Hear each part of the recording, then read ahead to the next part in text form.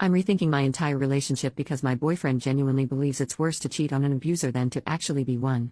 To be clear, nobody in this situation is abusive and nobody is a cheater. My boyfriend, 26 male, of 2 years, and I, 24 female, got into an argument that started with a musical waitress, which is about a woman who cheats on her abusive husband with her gynecologist. She's also pregnant. The husband is physically and financially abusive and won't let her leave him, though she is secretly saving up money to enter a pie baking competition, so she can hopefully use the prize money to leave him and find a better future for herself and her baby. Here's my take. I don't condone cheating, but in my opinion, if your partner's hitting you and trying to take all your money, then you don't owe them any loyalty. At that point, you're more of a prisoner than partner, and you don't have to feel bad for cheating. It's better if you don't, because you might be in a lot of danger if your abuser finds out, but I wouldn't shame the cheater. However, in this case, the doctor also has a wife, which the main character knows from the beginning but ignores until she meets said wife, at which point she ends the affair. So, I think she's in the wrong for sleeping with a married man, but not wrong for cheating on her husband. My boyfriend is a lot more religious than I am and says that there is never an excuse for cheating. He says adultery is always a sin, and if she wanted to have a new relationship, she should have waited until she could leave him. He says the husband is wrong for abusing her, but she also made vows to be faithful to him, and two wrongs don't make a right. He says he doesn't know if he could remain friends with someone who cheated on her husband, even if he was abusive. Personally, I think this take is freaking crazy. Of course, I didn't say that to his face, and I find his rigid definition of sin and immorality alarming. He says I don't understand because I'm not religious. I said I don't think religion validates not having empathy for an abuse victim and recognizing that the relationship dynamic changes once abuse starts. I also think the idea of cutting off a friend for cheating on her abuser is horrific. He says it shouldn't matter because neither of us plan on abusing or cheating on the other, and he doesn't want to keep going back and forth about it, but I can't stop thinking about it, and the longer I think, the more disturbing I find it. He's never been cheated on or abused, so it's not like some traumatic psychological thing. He just can't wrap his mind around cheating being okay in any circumstance. Up till now, religion has never been a reason for disagreement, and neither of us want kids, so I didn't think it would, but the whole "you don't understand because you're not religious" really got on my nerves. Both of us agree that the doctor is unequivocally wrong both for cheating and for hooking up with a vulnerable patient. He deserves to get dumped and fired and have his medical license revoked, but that's not really relevant. It feels a little ridiculous to end a relationship because of an argument that started with a fictional musical about pie, but here I am. I'm seriously considering it. Edit to clarify, I'm not trying to justify or condone actual cheating in any way. I would never encourage or support someone to cheat, no matter their circumstances. The point of disagreement is that I think the cheater being an abuse victim who can't leave is reason to have compassion for why they did it, and it's messed up to end a friendship over that. Update the next day. First off, thanks for all the replies to the original post.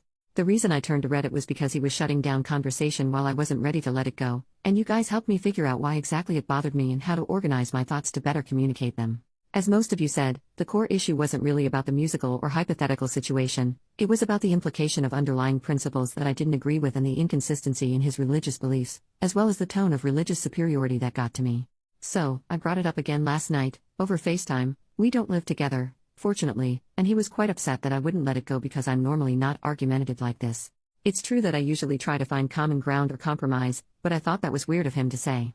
At this point I felt pretty guilty about not letting it slide and I considered dropping it, but I'd spent too much time thinking about it to let it go, and boy am I glad I didn't. I started by asking about why this was a situation that could be dictated solely by religious doctrine, while he's fine with things like premarital lovemaking, abortion, homosexuality, etc. He gave evasive answers for a ridiculously long time, but eventually it all came out. He is uncomfortable with gay people and distances himself from them too. What about our gay friends? Apparently they're my friends, not our friends.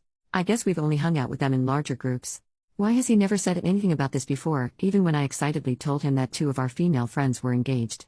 Apparently he thinks he shouldn't have had to say anything, and I should have known he's not okay with people who live in sin. Also, this couple won't really be married. Huh? I go to Pride every year to support my LGBTQ+ friends. He never criticized me for doing that, so why would I think he had a problem with it? I'm a quiet person by nature, it's not like I don't give him a chance to share his opinion. At this point I start to get really suspicious. I then ask him about abortion and being okay with not wanting kids. Turns out he does want kids. He tried to convince me that I misunderstood when he said he didn't want kids, and he was just saying that he wasn't ready for kids yet but would be in the future. This is an outright lie. I've known since I was about 14 that I never want kids, and I have never wavered on that. I always bring this up within the first few dates, and I distinctly remember him saying that he was looking forward to child-free adulthood, and how much freedom dinks, double income no kids, have. This is when I start to get really upset because I know he's lying to me. Looking back now, I realize I never went back to asking him about abortion because I was so shaken by the kid's revelation. I wouldn't be surprised if he outright lied about being pro-choice as well. The conversation continued with us talking about religion in general. As I said, I'm not religious, and he's never tried to get me to go to church with him or anything. I was raised by immigrant parents who practice a minority religion, but they are not devout/they favor scientific explanations, and they raised me to be respectful of others' beliefs. I thought he understood that. In the past he's asked me about cultural and religious customs and seemed respectful and interested. Turns out he thinks their religion is not real, as opposed to his, and it's interesting to see their customs, but we can't expect them to know better because they weren't well educated. Both of my parents not only went to reputable universities in their original country, but also went on to get master's degrees in the country we live in now. That's when I realized he's a bigot.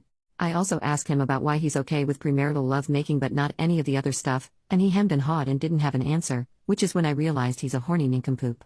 At this point he's still acting like I'm the bad guy for not automatically knowing all these things he's either never said and not automatically knowing when he meant the opposite of what he said.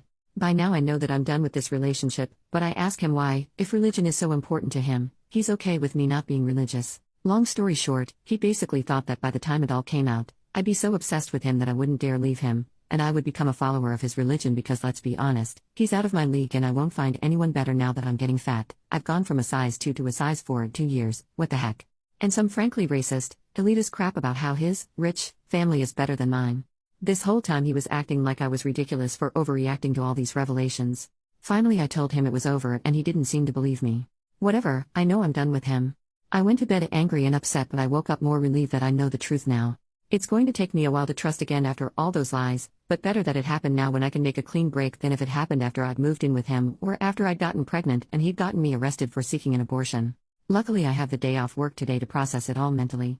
I didn't have any texts or calls from him this morning, so I figured he'd either accepted it or was still in denial. I didn't care much. Then a few hours ago I got a very angry voicemail from his mom, a woman I've met twice and has my number because we exchanged a few recipes, telling me I'm going to hell for, among other things, cheating on her baby boy. That's right, this guy must be a pathological liar or something, because his response to me dumping him for being a liar was to run to mommy with a new lie about me hooking up with some fictional man from work. Forget the fact I'm not a cheater, I don't even work with any men who would fit this lie. I sent the mom a text spelling out the truth and told her I was blocking her, which I did. Since then I've been reaching out to friends to tell them my side of the story before he feeds them a bunch of lies too. Fortunately the ones I've talked to so far believe me, because I was kinda scared about the fact I don't have any proof besides the voicemail, and he is the more charismatic and persuasive one.